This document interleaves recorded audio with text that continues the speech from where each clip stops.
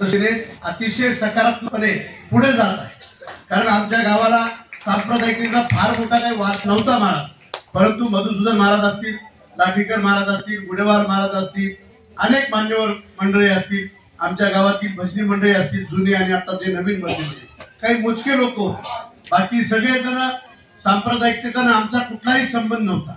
परंतु महाराज तुम्हा सर्वांच्या मार्गदर्शनाखाली या सांप्रदायिकतेमध्ये येण्याचं, सांप्रदायिकतेमध्ये थोडी बहुत सेवा करण्याचं भाग्य आम्हा गावकऱ्यांना तुमच्या माध्यमातून नेहमी लाभत आहे, नेहमी याची संधी आम्हाला मिळत आहे।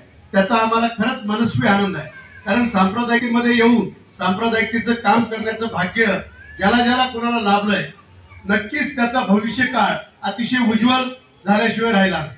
म्हणून मी आपल्याला अधिकच काही बोलणार नाही, परंतु आपण सर्व मंडळी अतिशय उत्साहाने आमच्याकडे येतात। जेव्हा जेव्हा आम्ही कधी बोलवतो, जेव्हा केव्हा आम्ही आमच्या कार्यक्रमासाठी, सांप्रदायिक कार्यक्रम असेल, सार्वजनिक कार्यक्रमासाठी आम्ही जेव्हा जेव्हा तुम्हाला हाक मारतो, त्यावेळेस एका शब्दात कुठलाही विचार न करता एका मिनिटात तुम्ही इथे येणार म्हणून शब्द देता, त्यावेळेस आम्हाला खरा मनस्वी आनंद होतो। म्हणून तुमची सेवा करण्याचं भाग्य आम्हा गावकऱ्यांना असंच लाभो, अशीच सेवा करण्याची संधी मिळो। आणि भविष्यात सुद्धा आता तुम्ही जसं सांगितलंय की ही जी काही बासष्टी दिंडी आहे किंवा आपण वेगवेगळ्या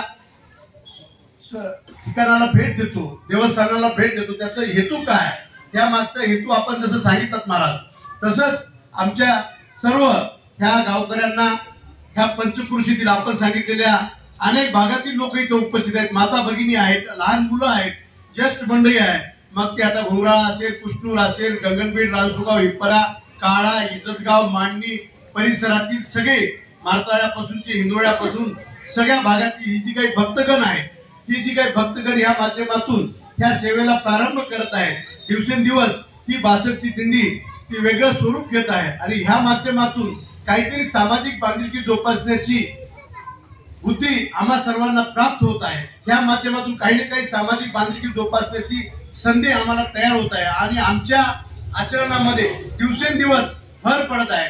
आमचं आचरण अधिक पवित्र आणि शुद्ध होण्यासाठी तुमची ही सेवा आमच्या कामी येत आहे।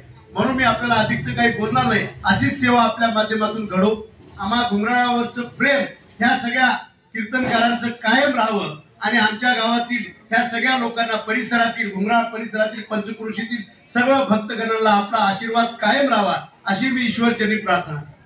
महाराज, आम्हाला सांगायला आनंद वाटतो की हा इको फ्रेंडली गणपती, शेणापासून गणपती आमच्या गोशाळा जे चालवतात माझे बंधू रघुनाथ सुगावे यांनी अतिशय मनोभावे आपण येणार आहात म्हणून समजल्याबरोबर त्यांनी गणेशाच्या मूर्त्या तयार केल्या आणि त्या आपल्याला भेट देण्याचा मानस व्यक्त केला आणि आपण त्या गणेशा मूर्ती स्वीकारल्या। गोशाळेच्या वतीनं आपण तो त्यांचा, आमचा गावकऱ्यांचा सन्मान तुम्ही स्वीकारला, रघुनाथ सुगावे यांचा सन्मान स्वीकारला, त्याबद्दल मी आपला आभारी आहे। आणि आता आपण सांगितलं महाराज, तुम्ही आपल्याला विचारलं की माझ्या गावातील बांधवांनी माझ्या माता ती हज यात्रेला मक्का मदिनाला जात आहेत आणि त्यांचा सन्मान तुमच्या हस्ते करायची आमची इच्छा आहे, तर आपण एका मिनिटात हो म्हणून सांगितलं।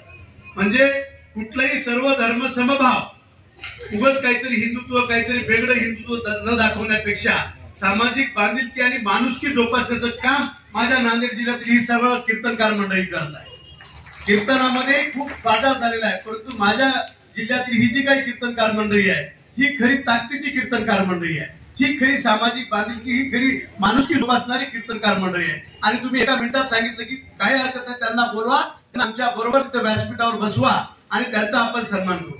माझी आपल्याला विनंती आहे की माझ्या गावातील दस्तगीर शेख, दस्तगीर अलाबकत शेख, महबूब साहेब शेख, नजीर शेख आणि दस्तगीर साहेब यांच्या पत्नी, महबूब साहेब यांच्या पत्नी ह्या हज यात्रेला जात आहे, त्यांचा सन्मान आणि मजुदार, लाट महाराज, गुडेवार महाराज, तुम्हाला विनंती की ह्यांचा सन्मान तुमच्या दस्तगीर महाराजचा सन्मान